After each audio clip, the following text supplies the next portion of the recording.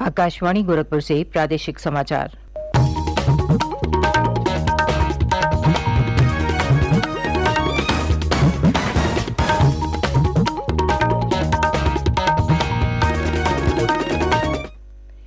नमस्कार, समाचार बुलेटिन के साथ मैं सुकीर्ति अस्थाना। पहले मुख्य समाचार। विधान परिषद की स्नातक शिक्षक खंड की 5 सीटों पर हुए चुनाव के परिणाम आने शुरू। कानपुर, उन्नाव और बरेली मुरादाबाद खंड स्नातक सीट से भाजपा प्रत्याशी विजयी घोषित। मुख्यमंत्री योगी आदित्यनाथ ने आम बजट की सराहना की, कहा इससे सर्वाधिक लाभ उत्तर प्रदेश को होगा। ऊर्जा मंत्री ए.के. शर्मा ने लखनऊ के फैजुल्लागंज में बिजली उपकेंद्र का किया लोकार्पण, कहा सरकार विद्युत आपूर्ति व्यवस्था में सुधार के लिए है प्रतिबद्ध। और सेवानिवृत्त वरिष्ठ अधिकारियों और शिक्षाविदों की टीम आज से विश्वविद्यालयों और महाविद्यालयों में युवाओं के साथ करेगी संवाद। और अब समाचार विस्तार से।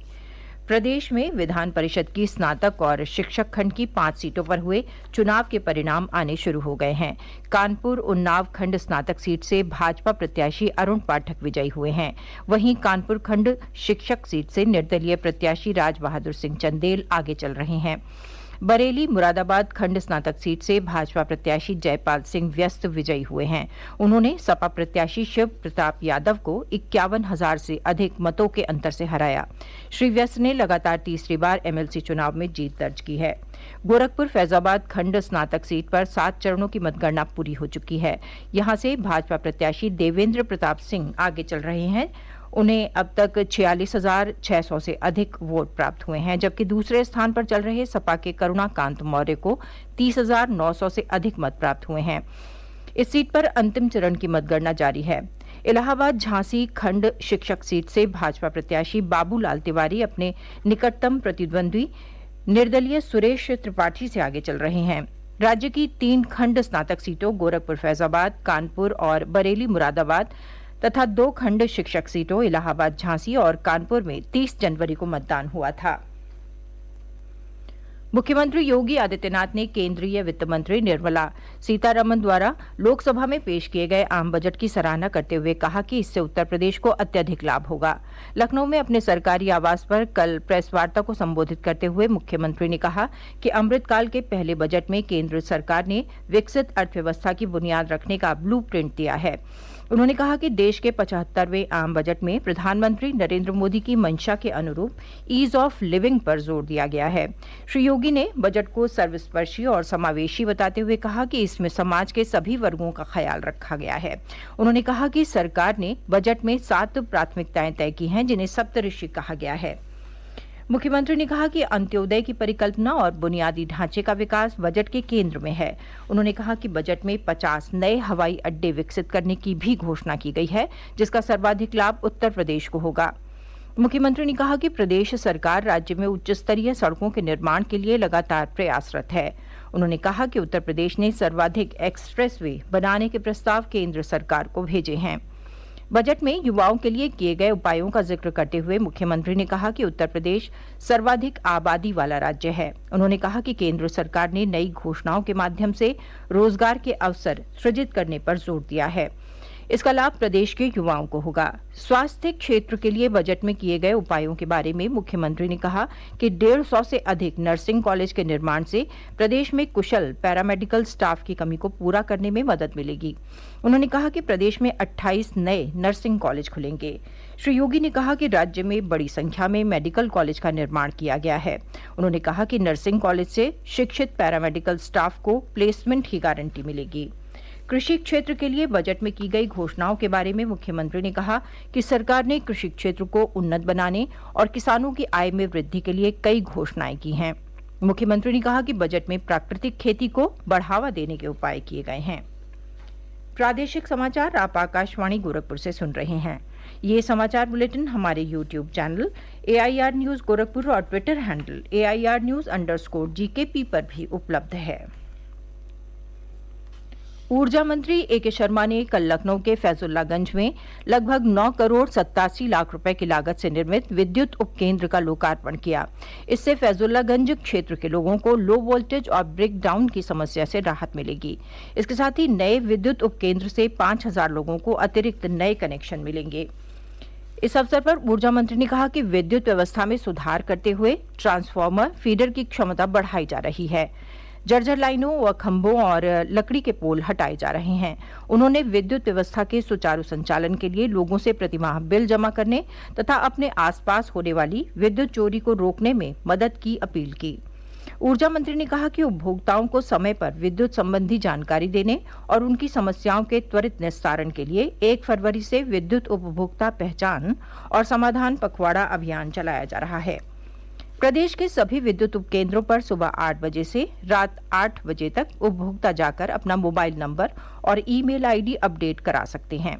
ऊर्जा मंत्री ने उपभोक्ताओं से इस नई व्यवस्था का हिस्सा बनने और अपना संपर्क नंबर देकर विद्युत व्यवस्था को और बेहतर बनाने में सहयोग देने की अपील की।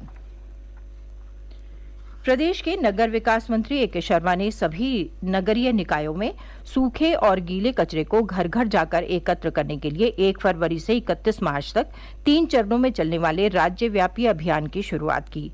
उन्होंने लोगों से सुबह 10 बजे तक गीला और सूखा कचरा अलग अलग कर अपने घरों और संस्थानों से बाहर निकालकर कूड़ा उठाने वाली गाड़ियों को देने की अपील की।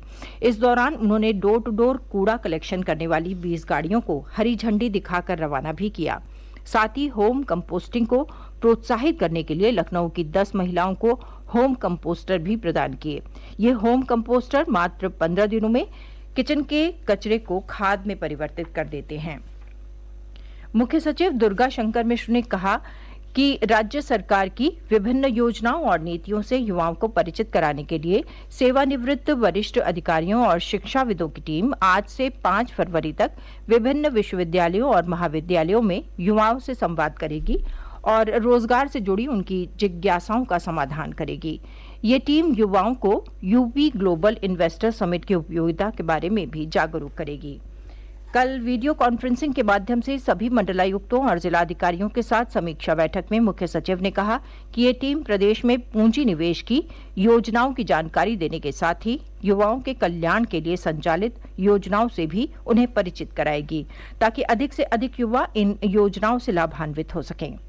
उन्होंने मोटे अनाज के प्रति जागरूकता बढ़ाने के लिए अभियान चलाने और इनसे संबंधित स्टार्टअप को प्रोत्साहित करने पर भी जोर दिया। मुख्य सचिव ने प्रदेश के सभी सरकारी स्कूलों में मिड डे मील कार्यक्रम के अंतर्गत मोटे अनाज के उत्पादों को शामिल करने का भी सुझाव दिया। पर्यावरण, वन एवं जलवायु परिवर्तन तथा पर्यटन विभाग के संयुक्त तत्वावधान में महोबा के विजय सागर पक्षी विहार में 3 दिवसीय बर्ड एंड नेचर फेस्टिवल का आयोजन किया जा रहा है। इसका शुभारंभ कल वन्य जीव एवं पर्यावरण राज्य मंत्री स्वतंत्र प्रभार डॉक्टर अरुण कुमार सक्सेना ने किया। इस अवसर पर उन्होंने कहा कि महोबा सहित बुंदेलखंड के सभी जनपदों को पर्यटन हब के रूप में विकसित करने की दिशा में कार्य किया जा रहा है। उन्होंने कहा कि यहां पर्यटन की अपार संभावनाएं हैं। बर्ड एंड नेचर फेस्टिवल में राष्ट्रीय और अंतर्राष्ट्रीय स्तर के फोटोग्राफर, पर्यावरणविद, विशेषज्ञ और बड़ी संख्या में सैलानी भाग ले रहे हैं। नेपाल से लाई गई 2 विशाल शालिग्राम शिलाएं कल अयोध्या में श्री राम जन्मभूमि तीर्थ क्षेत्र न्यास को हस्तांतरित कर दी गईं। इन शिलाओं से निर्माणाधीन श्री राम मंदिर में भगवान राम और माता सीता की मूर्तियां तराशी जाएंगी।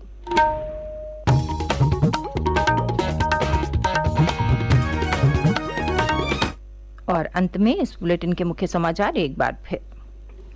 विधान परिषद की स्नातक शिक्षक खंड की 5 सीटों पर हुए चुनाव के परिणाम आने शुरू। कानपुर, उन्नाव और बरेली मुरादाबाद खंड स्नातक सीट से भाजपा प्रत्याशी विजयी घोषित। मुख्यमंत्री योगी आदित्यनाथ ने आम बजट की सराहना की, कहा इससे सर्वाधिक लाभ उत्तर प्रदेश को होगा। ऊर्जा मंत्री ए के शर्मा ने लखनऊ के फैजुल्लागंज में बिजली उपकेंद्र का किया लोकार्पण, कहा सरकार विद्युत आपूर्ति व्यवस्था में सुधार के लिए है प्रतिबद्ध। और सेवानिवृत्त वरिष्ठ अधिकारियों और शिक्षाविदों की टीम आज से विश्वविद्यालयों और महाविद्यालयों में युवाओं के साथ करेगी संवाद।